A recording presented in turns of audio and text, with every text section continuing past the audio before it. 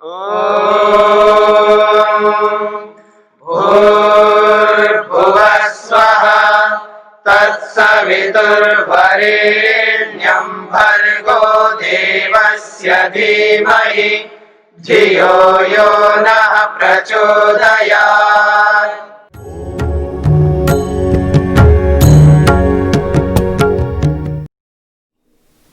अब इसका खंडन करता है पूर्व पक्षी। पूर्व पक्षत्वेन उच्यते, पूर्व पक्ष के रूप में सूत्र प्रस्तुत किया जा रहा है। उपाधि भेदे अपि एकस्य नाना योगः आकाशस्य इव घटादिभि। पूर्व पक्ष कहता है उपाधि भेदे अपि एकस्य नाना योगः आकाशस्य इव घटादिभि। उपाधि कहते हैं उपधान को, अर्थात आश्रय को। उपाधि भेदे अर्थात उपाधान भेदे अर्थात आश्रय भेदे अपि, आश्रय के भेद से स्याद एकस्य पुरुषस्य नाना योजना। उपाधि भेद से, आश्रय भेद से एक ही आत्मा है, उस एक आत्मा का उपाधियों के कारण से नानात्व दिखाई देता है, ऐसा वो कहना चाहता है। बहुत्वमिति यावत, आत्मा वास्तव में एक है, लेकिन उपाधि के कारण से, आश्रय के कारण से वो अलग अलग दिखता है। वो ये कहना चाहता है, देखिए मेरा शरीर अलग है, मैं तो मर रहा हूं आज, आपका शरीर अलग है मेरे शरीर से, आप जी रहे हो, ठीक है ना। और कोई उत्पन्न हो रहा है, उसका शरीर अलग है, ये उपाधि है ना, आश्रय, शरीर का आश्रय। आत्मा तो एक ही है, वो ये कहना चाहता है पूर्व पक्षी, आत्मा तो एक ही है, लेकिन ये जो उपाधि है, ये जो आश्रय शरीर है, ये अलग अलग हो सकते हैं, ऐसा वो कहना चाहता है, ये कह रहा है।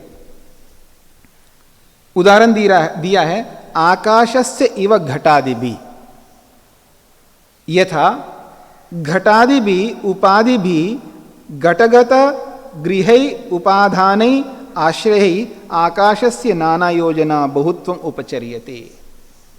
कहते हैं जैसे घड़ा,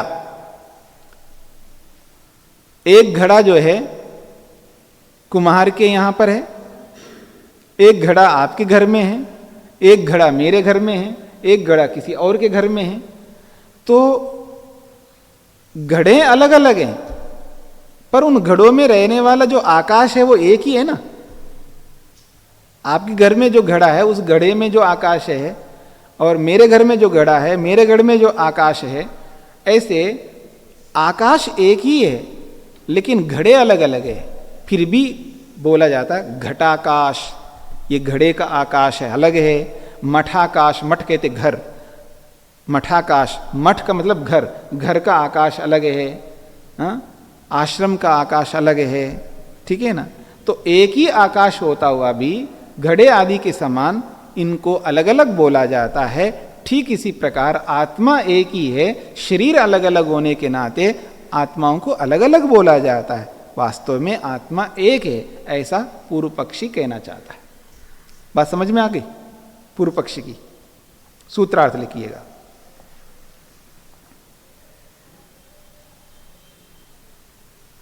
आश्रय भेद से पुरुष की अनेक संख्या हो सकती है। आश्रय भेद से पुरुष की अनेक संख्या हो सकती है। जिस प्रकार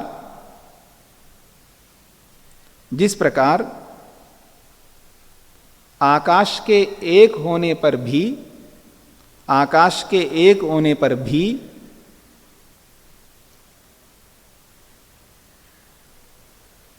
घटाकाश मठाकाश के रूप में, घटाकाश मठाकाश के रूप में अनेक आकाश बन जाते हैं।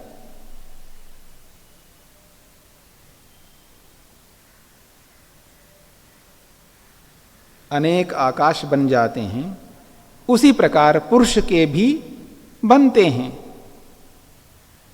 उसी प्रकार पुरुष के भी बनते हैं।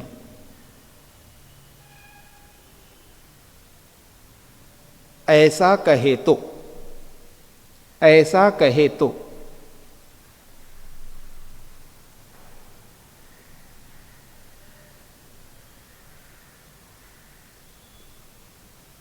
अब इसका समाधान उत्तर पक्षी की ओर से दिया जा रहा है। समाधत्ते,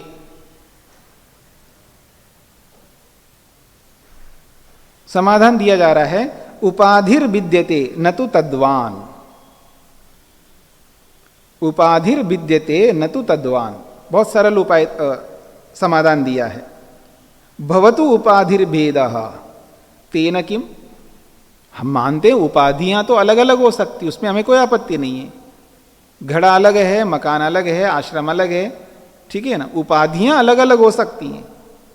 तेन किम, उससे क्या सिद्ध होता है? ऐसा कहकर के आप क्या कहना चाहते हैं? आकाश तो एक ही रहेगा, एक आकाश के 2 3 4 5 थोड़ा बना सकते हो। आकाश तो एक है तो एक ही रहेगा। ये तो केवल कहने का स्वरूप है, मोटा स्वरूप है कि आकाश एक होता हुआ भी अनेक आकाश के रूप में घटाकाश मठाकाश बोला जा रहा है। ये तो उपाधि के कारण से बोला जा रहा है। आकाश अनेक थोड़े बन जाते हैं, तब भी आकाश को एक ही मानते हैं। ये कह रहे हैं उपाधि रेव विद्यते न तू ही उपाधिमान विद्यते। उपाधि ही अलग अलग हो सकता है, उस उपाधि में रहने वाला आकाश जो है वो अलग अलग नहीं होता, वो एक ही रहता है। उपाधि अलग अलग होते हुए भी उन उपाधियों में रहने वाला जो आकाश है वो एक ही रहता, वो अलग अलग नहीं होता, ये कहना चाह रहे हैं। एवं उपाधि भेदे सति अपि पुरुषस्य भेदेन न भवितव्यम। इसी प्रकार से उपाधि के अलग अलग होते हुए, मेरा शरीर अलग, आपका शरीर अलग, माता का शरीर अलग, पिता का शरीर अलग, भाई का शरीर अलग, अलग अलग शरीर होते हुए भी आत्मा एक ही हो जाए ऐसा नहीं है। आत्मा इन सब के अलग अलग है, ये कहना चाह रहे हैं। तस्मात् न उपाधि भेदात पुरुष बहुत्वम युक्तम। उपाधि को लेकर के पुरुष को अनेक सिद्ध करना, ये जो कथन आपका है वो युक्ति युक्त नहीं है। किंतु वास्तविकम पुरुष बहुत्वम यथोक्तम पूर्वम, किंतु वास्तव में पुरुष अनेक है, एक नहीं है, ऐसा सिद्धांति कहना चाहता है। सूत्रार्थ लिखिएगा।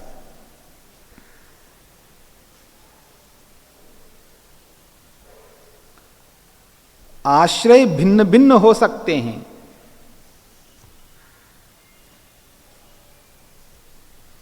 आश्रय भिन्न भिन्न हो सकते हैं। आश्रय वाला नहीं, आश्रय वाला नहीं।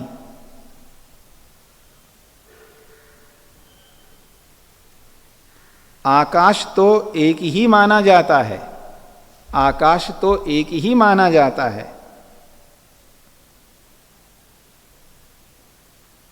अनेक नहीं।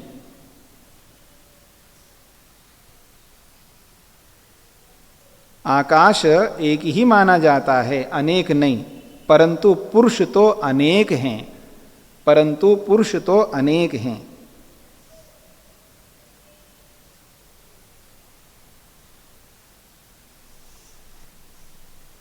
इसी बात को और पुष्ट करने के लिए, इसी बात को और पुष्ट करने के लिए अगले सूत्र को प्रस्तुत किया जा रहा है। पहले इसको समझ लीजिएगा, फिर आपका प्रश्न फिर भी आ जाए तो तब पूछ लीजिएगा।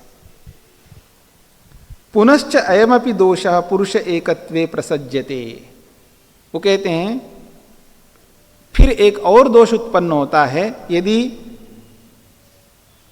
पुरुष को आप एक ही मानते हो, अनेक नहीं मानते हो, तो एक बहुत बड़ा दोष आएगा। क्या? एकम एकत्वेन परिवर्तमानस्य न विरुद्ध धर्म अध्यासः। कहते हैं एवं एकत्वेन परिवर्तमानस्य न विरुद्ध धर्म अध्यासः। ये महत्वपूर्ण सूत्र है। एवं ही खलु एकत्वेन एकरूपतया परितो वर्तमानस्य सर्वतो वर्तमानस्य सर्वत्र व्याप्तस्य पुरुषस्य। एवं खलु एकत्वेन, आप आत्मा को एक मान रहे हो ना, एक रूपतया, एक ही रूप से मानते हो। परितो वर्तमानस्य, जो कि परितः वर्तमान है, उसी परिता को खोला है सर्वतो वर्तमान से, सब ओर विद्यमान रहने वाला, उसी को खोला है सर्वत्र व्याप्तस्य पुरुषस्य, जो सब जगह व्याप्त एक अकेला है। क्योंकि जो आत्मा को एक ही मानता है वो यही मानता है ना, ईश्वर व्यापक है, सर्वत्र विद्यमान है। तो उस सर्वत्र विद्यमान व्याप्त पुरुष का विरुद्ध धर्मानाम कलु, ये जो विरुद्ध धर्म होते हैं उसके अंदर क्या, सुखम सुखी अहम, मैं सुखी हूं, दुखी अहम, मैं दुखी हूं, ये कैसे अनुभूतियां होंगी? अगर आत्मा एक ही है तो ये अलग अलग अनुभूतियां एक आत्मा को नहीं होनी चाहिए। एक ही काल में आप अपने आप को सुखी देख रहे हो, उसी काल में मैं अपने आप को दुखी देख रहा हूं। मान लीजिएगा पड़ोसी है, बनती नहीं है दोनों के बीच में, और उसने बड़ी गाड़ी ले आया, बड़ी गाड़ी ला करके बाहर खड़ा कर दिया,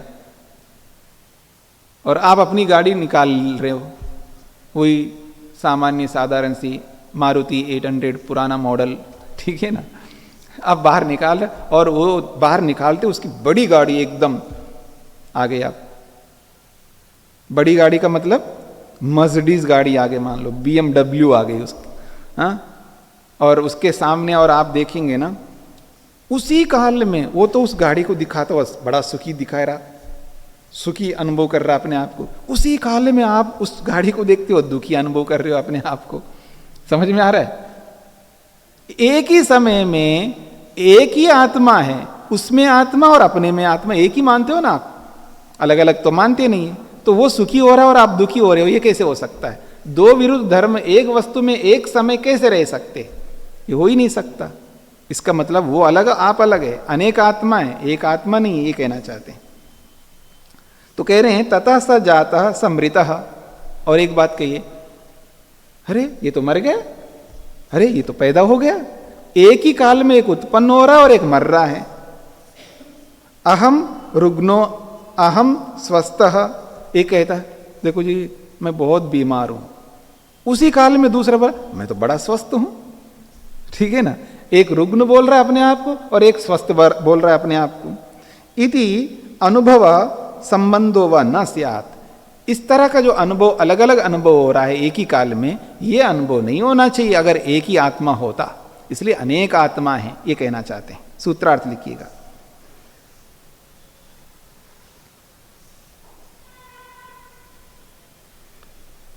आत्मा को, पुरुष को एक मानने से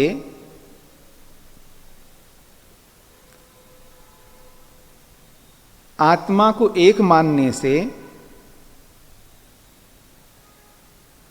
सर्वत्र व्याप्त आत्मा का, सर्वत्र व्याप्त आत्मा का परस्पर विरुद्ध धर्मों की, परस्पर विरुद्ध धर्मों की प्रतीति नहीं होनी चाहिए।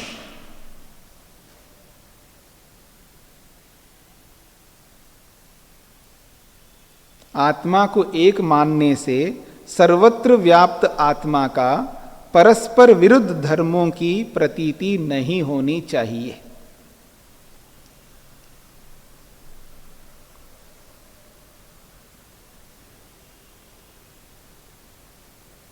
हाँ जी, आगे बढ़े।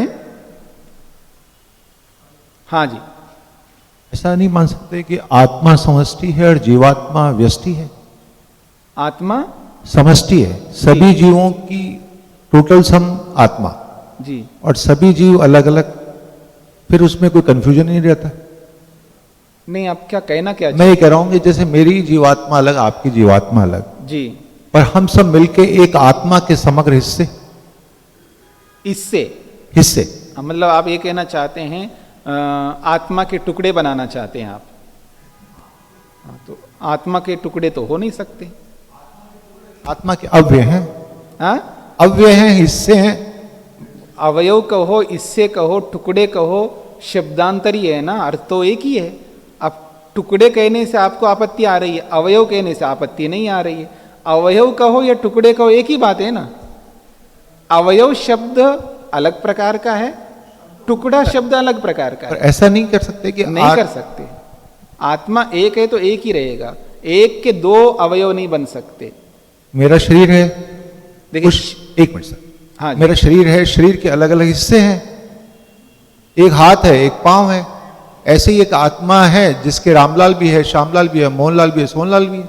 देखिए इधर उधर मत जाना, आत्मा के साथ शरीर का कंपैरिजन मत करिएगा। शरीर तो अवयवों से बना हुआ है, इसलिए इसके अवयव होते हैं। आत्मा क्या अवयवों से बना हुआ है? यदि अवयवों से बना हुआ है तो टुकड़े बन जाएंगे, हमें कोई आपत्ति नहीं है। यदि आत्मा निरवयवी है, एक ही है, तो जो एक होता है उसके अवयव नहीं हो सकते। पहले आप इस सिद्धांत को समझ लो, जो एक होता है उसके अवयव नहीं होते हैं। अवयव उसी के होते हैं जो अनेक अवयवों को मिला करके फिर एक बनाया जाता है, तब उसके अवयव हो सकते हैं। पर आत्मा को अनेक अवयवों से मिला करके बनाया नहीं गया, तो फिर उसके अवयव कहां से आएंगे, उसके अंश कहां से आएंगे? और एक बात, जिस वेदांत को लेकर के चलने वाले आदि शंकराचार्य ने स्वयं अपने आप लिखते हैं कि आत्मा के अवयव नहीं हो सकते।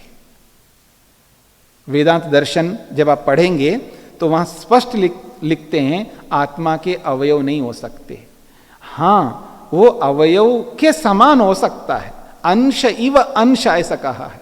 जैसे इस हॉल के अंदर हम बैठे हैं, इसका हम अंश हैं, पर ऐसा अंश नहीं है जैसे दीवार का एक टुकड़ा आप काट करके अलग करते हो, ऐसे अंश हम नहीं है।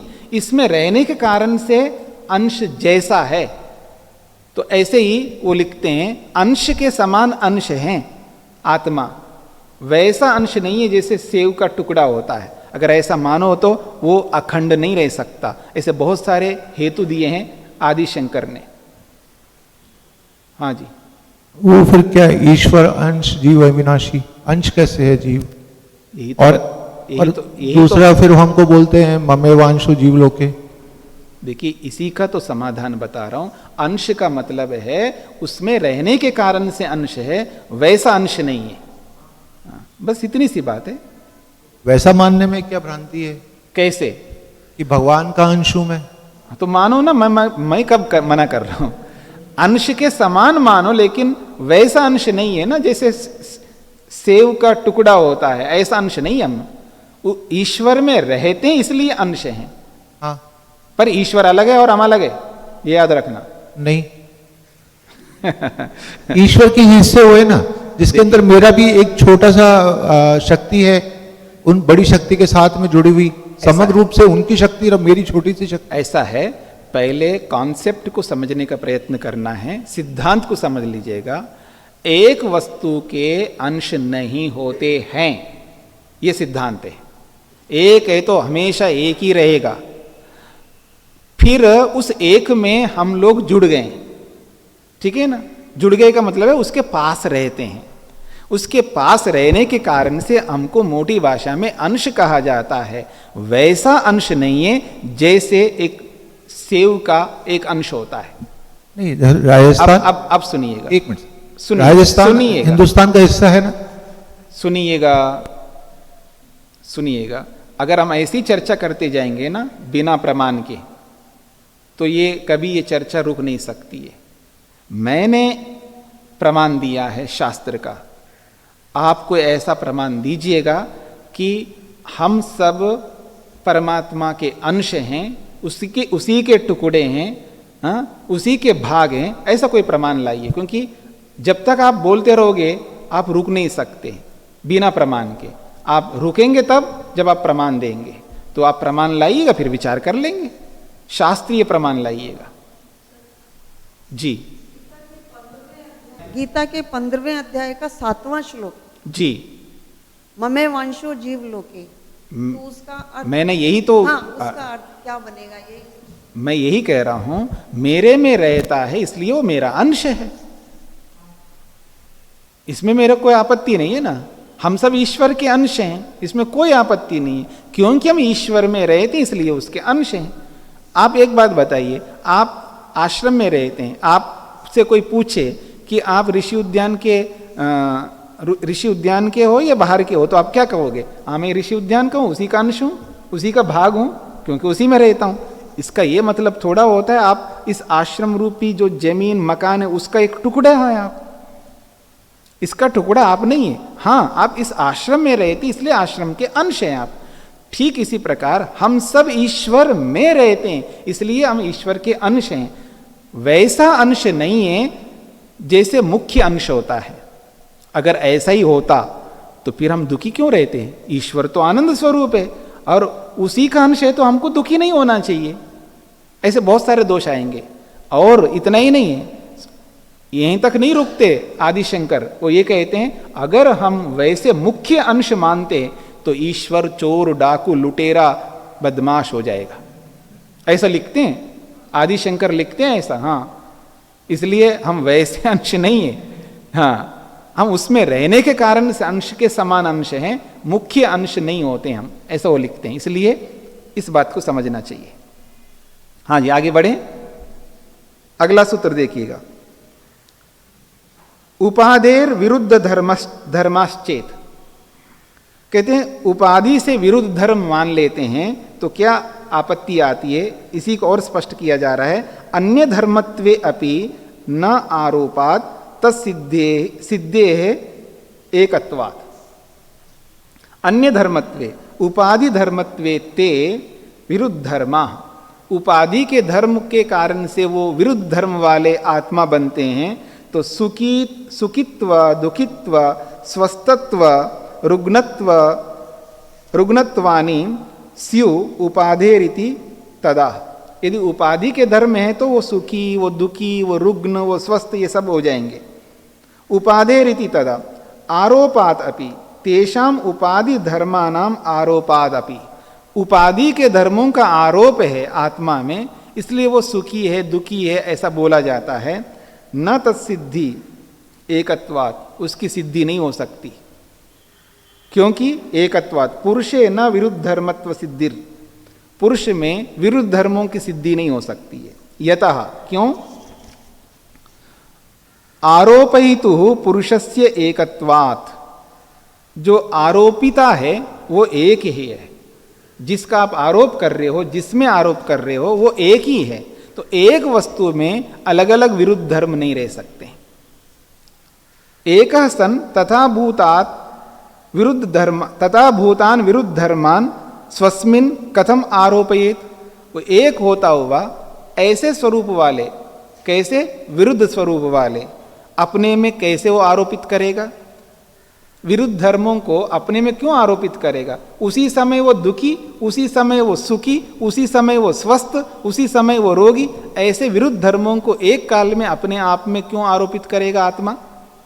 संसारे खलु एकस्मिन् काले केषांचित् भवति जन्म केषांचित् च मरणं तथैव एकस्मिन् काले केचन सुखिनः केचन दुखिनः केचित् स्वस्थाः केचित् च रुग्णाः दृश्यन्ते। कहते हैं संसार में एक ही काल में कुछ तो जन्मते हैं, कुछ लोग मरते हैं। उसी एक काल में कुछ लोग जो है सुखी दिखाई देते हैं, उसी एक काल में कुछ लोग दुखी दिखाई देते हैं, उसी एक काल में कुछ लोग स्वस्थ दिखाई देते हैं, उसी एक काल में कुछ लोग रुग्ण दिखाई देते हैं। तस्मात् पुरुष बहुत्वमेव युक्तम, इसलिए पुरुष अनेक है, एक नहीं है। सूत्रार्थ लिखिएगा।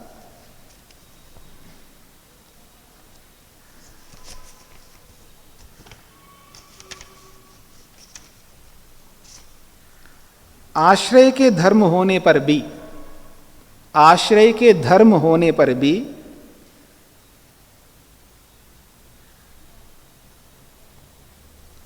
आश्रय के धर्मों के आरोप से, आश्रय के धर्म होने पर भी आश्रय के धर्मों के आरोप से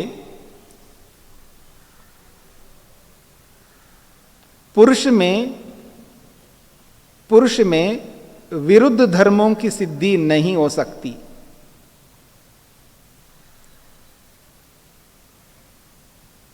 पुरुष में विरुद्ध धर्मों की सिद्धि नहीं हो सकती, इसलिए अनेक पुरुष होते हैं।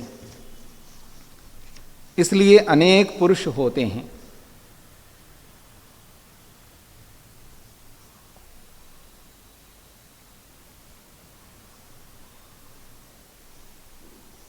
हाँ जी, एक प्रश्न उपस्थित किया जा रहा है भूमिका के रूप में।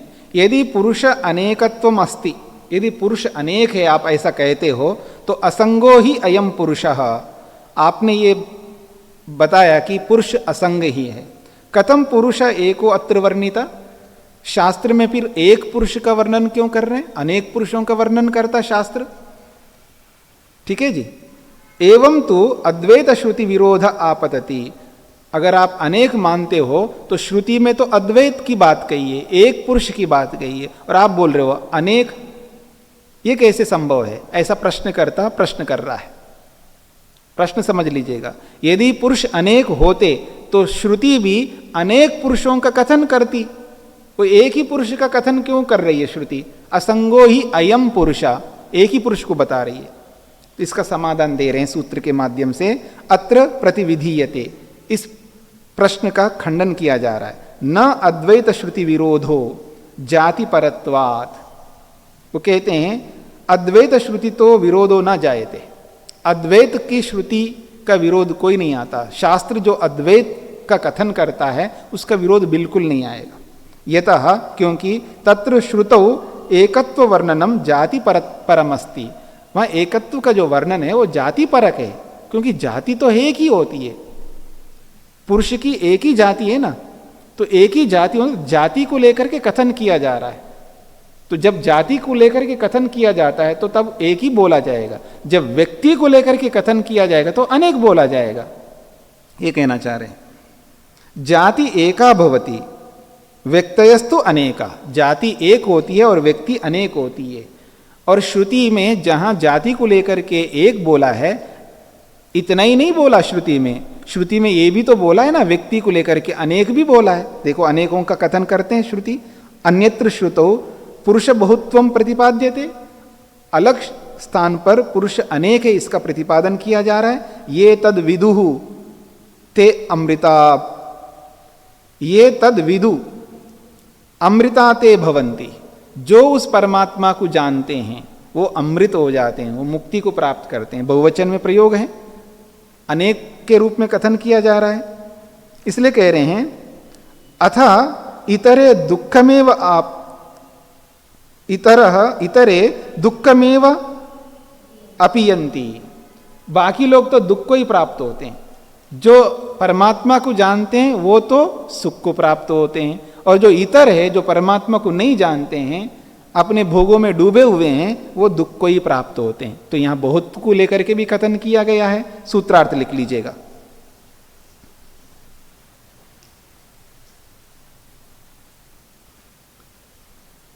पुरुष शब्द में एक वचन का प्रयोग,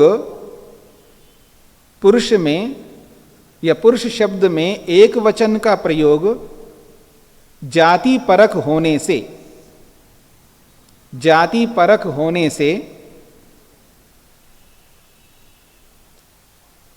अद्वैत श्रुति से कोई विरोध नहीं आता है। पुरुष शब्द में एक वचन का प्रयोग जाति परक होने से अद्वैत श्रुति से कोई विरोध नहीं आता है। द्यौ शान्तिरन्तरिक्षं शान्तिर्पृथिवी शान्तिरापः शान्तिरोषधयः शान्तिः वनस्पतयः शान्तिर्विश्वे देवाः शान्तिर्ब्रह्म शान्ति सर्वं शान्ति शान्तिरेव शान्ति क्षमा शान्तिरेधि